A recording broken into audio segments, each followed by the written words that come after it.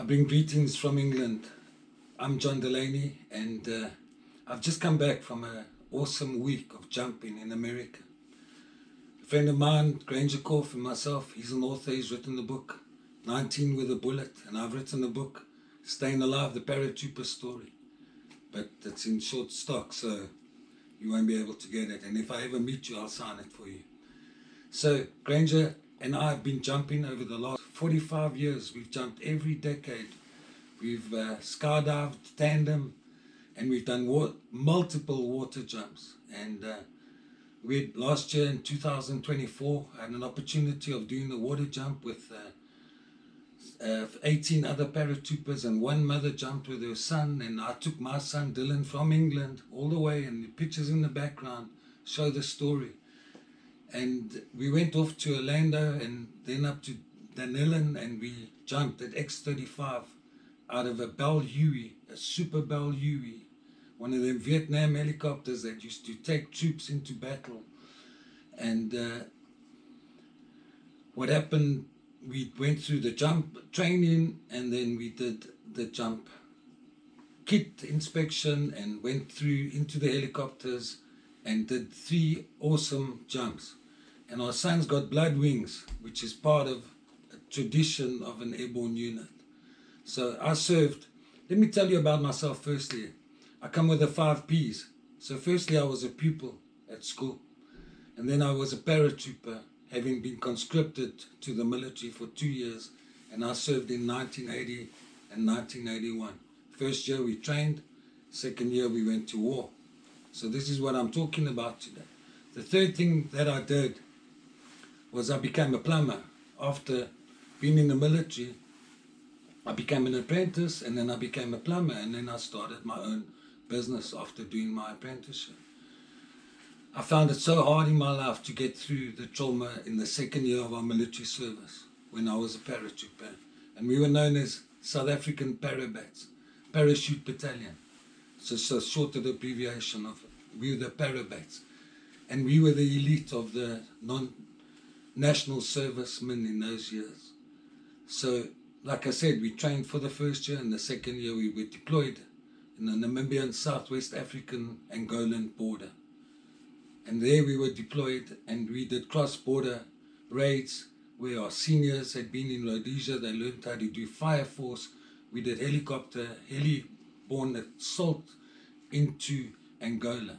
We did cross-border raids through vehicles, and we ended up in the hectic war, Operation Protea, which 4,000 South African soldiers went against 30,000 Angolan forces. So I had that trauma that I needed to, and that's hence the next step of my life was to become a pastor. And that was my way out. I was a Christian minister for 20 years, and I went back into Angola and I shared the gospel with the Angolan soldiers. So I've sat with many, many people and I've shared the gospel. And so right now I'm asking 5 British, mainly British, airborne soldiers that have served, that have post-traumatic stress disorder, just like I needed to deal through. And for 45 years I've dealt, and I continue to deal with that. I was a professor. I taught at university for 40 years. First of all at Rhodes University, and then at Duquesne University in Pittsburgh. I retired in 2022, but I was always a clinical psychologist, and I really enjoyed being a psychotherapist. So I see patients 3 days a week, and gives me 4-day weekends, which I like very much.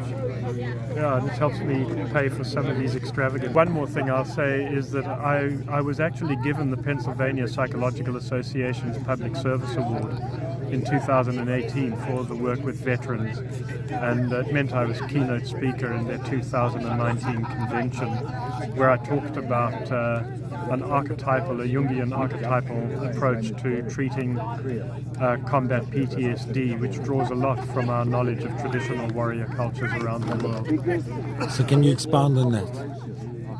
in a nutshell, I can say that what we have come to call PTSD, and with a set of symptoms and defined as a psychiatric condition, has been named and ritually addressed in all traditional warrior cultures around the world and through history.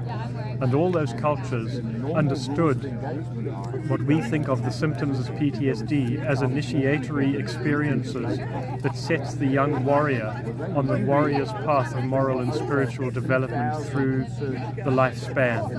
And we can draw from our knowledge of those traditional warrior rituals for homecoming and transformation. We can draw from them and genuinely heal veterans who no longer think of their symptoms as PTSD, but actually will start sleeping through the night for the first time, sometimes in decades.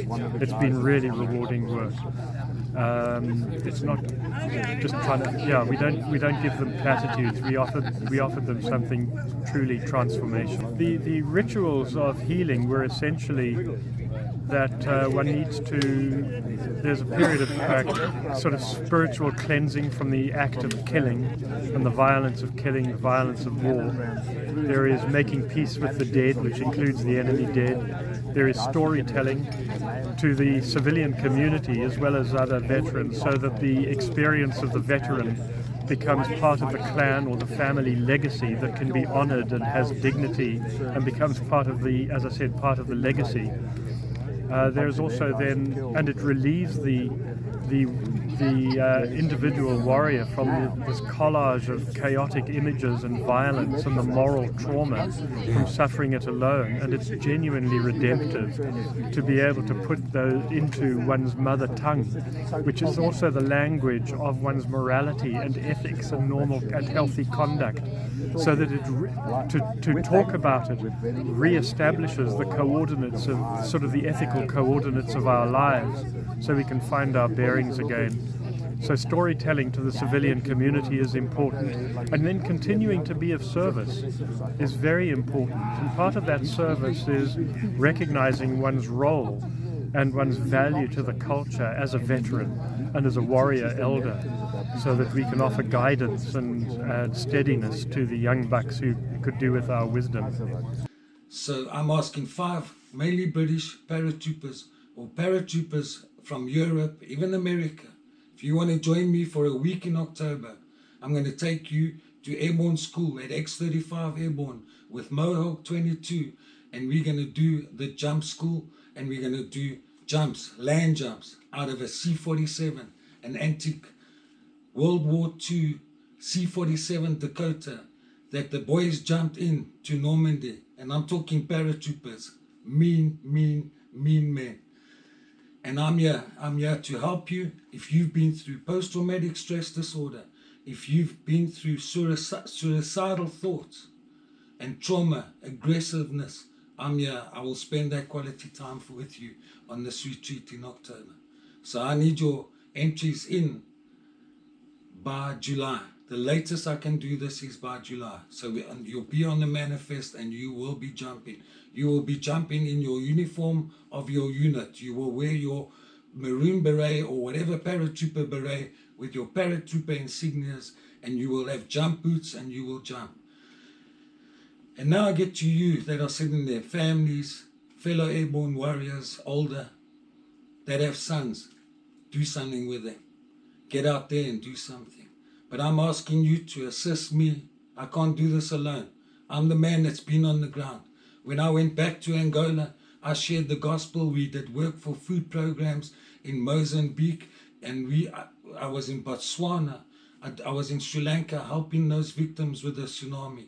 I led a team of doctors and nurses into Goma, where we helped the traumatized. So I've been doing this for many, many years. I was in Haiti, giving out medicines and food in Haiti, going there and feeding our whole school with food. So I'm your man on the ground. I'm John Delaney. I'm a producer. That's the last thing I'm going to say to you tonight. I produce documentaries and movies. We produced Parabat, the documentary, and the other little ones that we've done. So help me to help these young men. You know what it's like. I'm airborne. I'm John Delaney, and I'm signing out now.